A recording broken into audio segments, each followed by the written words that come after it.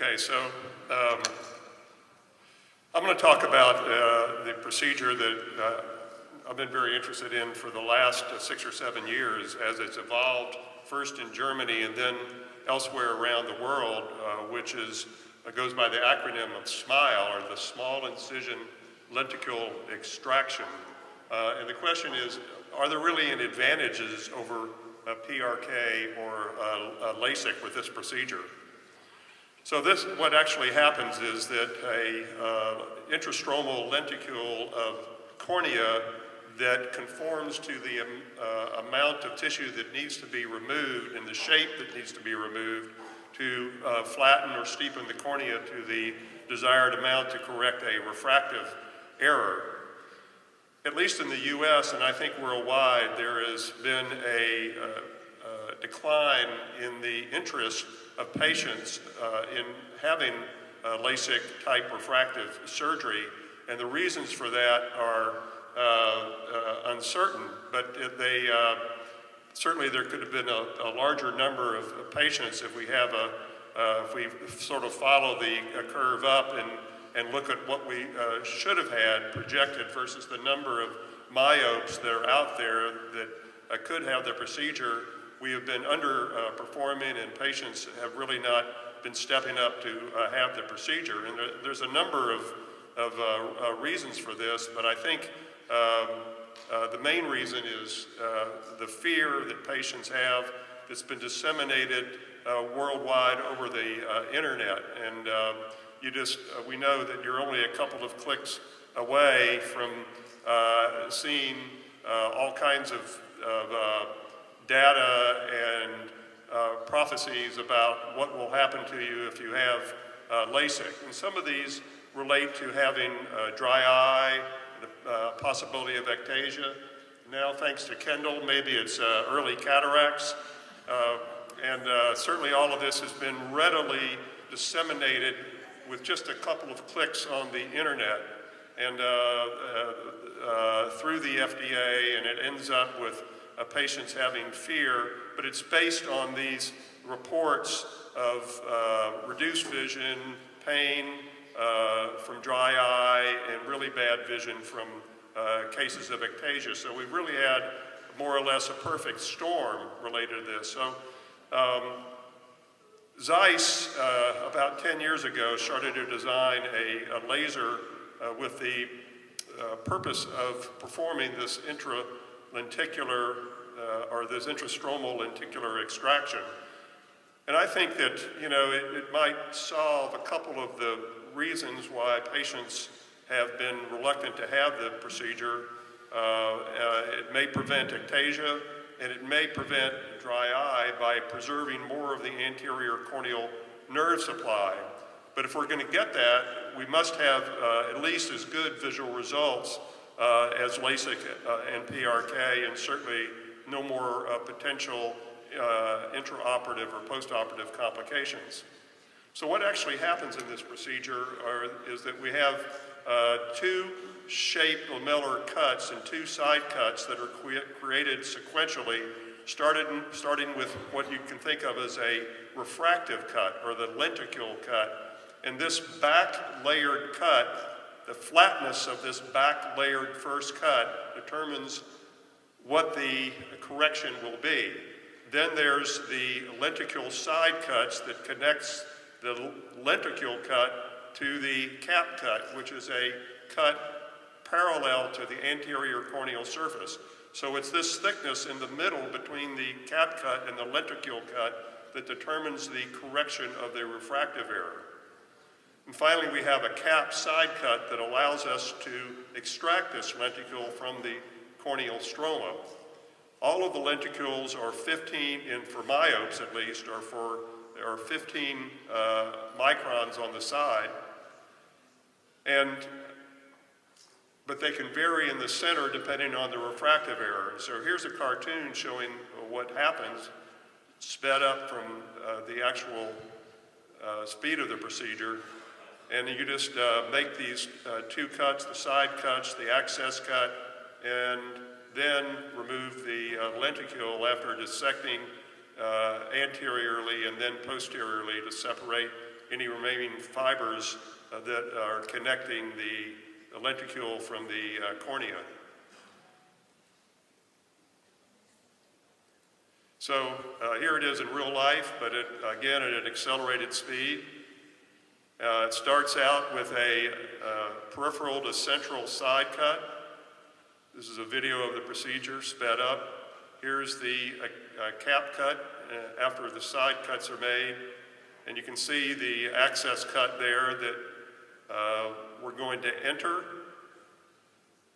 We enter that, we dissect anteriorly and posteriorly, and then make an anterior dissection or spreading procedure out to the periphery the whole way around.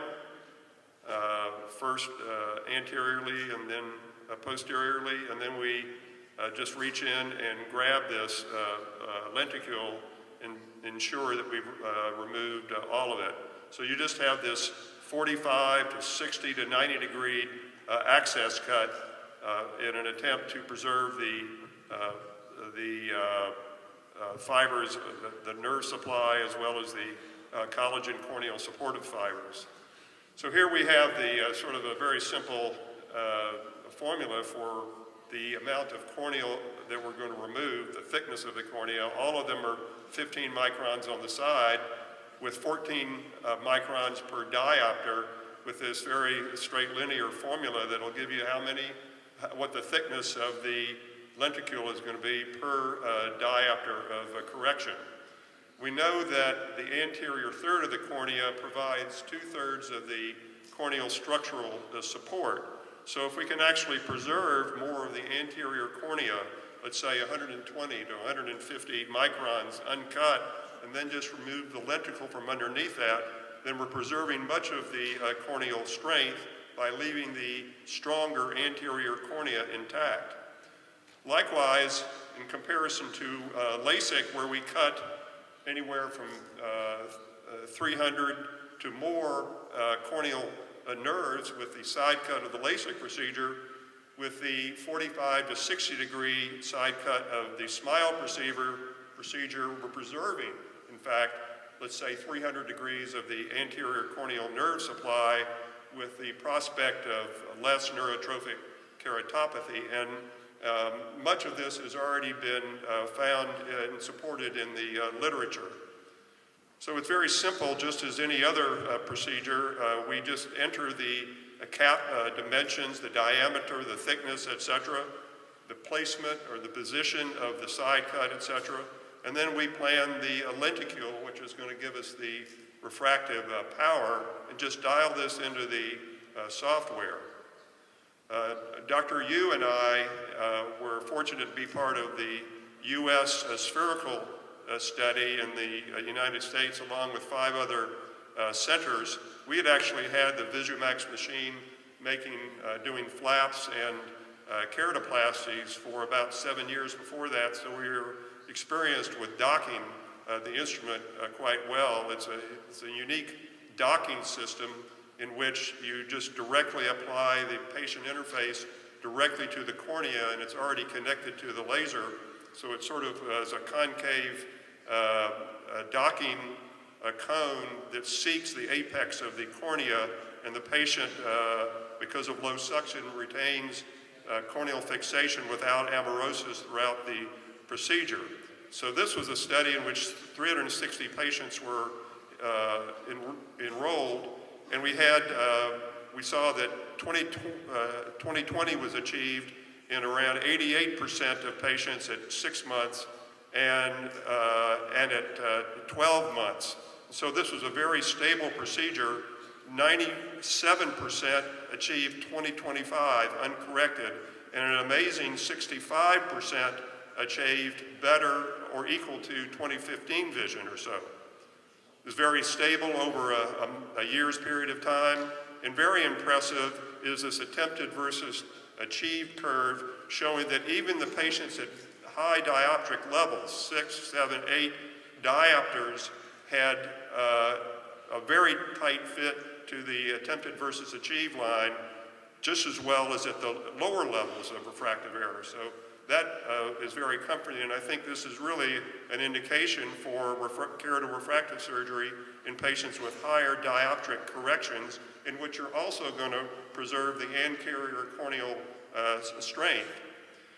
So for the FDA just about a month ago approved the SMILE procedure in the United States for -1 to -8 diopters. We can actually override it and correct up to -10 diopters, and the astigmatic trial is underway, and the data has been submitted to the FDA at this point. So we're approved for spherical correction for where there's less than a half a diopter, and we're looking forward to astigmatic correction in the future. There's a lot of technical benefits to this laser. It's very comfortable with a very fast laser speed to make this cut. The advantages are that to perform the procedure, it takes only one laser to do it. You don't have to use a femtosecond laser to make the flap and then switch the patient over to the excimer laser. So there's only one click fee. You only have to buy one laser. There's no effect of the environment. Unlike LASIK, where you flip back a flap and there's drying effects and a plume, etc., that may confound the results. This is all done within the stroma with a femtosecond laser, so there's no environmental factors. You get the same results in Denver, Colorado, and Kathmandu, Nepal, as you do in Miami, Florida, with its high humidity and sea level altitude. And it's faster to perform than the LASIK procedure, where you're having to do 2 procedures. But there's some barriers. It's not as easy as LASIK to enhance. We still need an excimer laser to primarily do PRK. Hyperopic SMILE is still under development. You have to buy, if you already have an excimer and a femtosecond laser, now you have to buy another laser, which is expensive.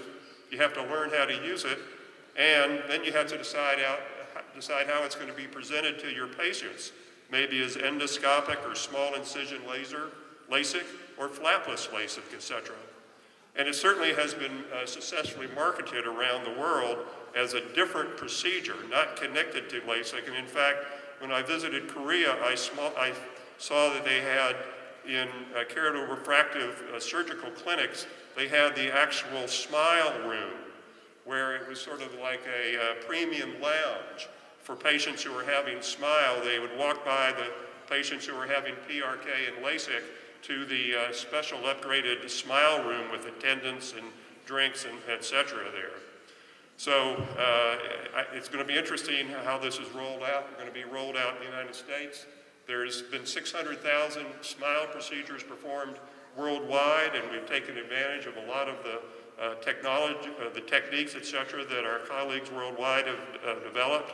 But over these 30 years, there's been a number of advances in keratorefractive surgery, and I think this is the next great advance. So Frosty's maybe got a smile back on his face now.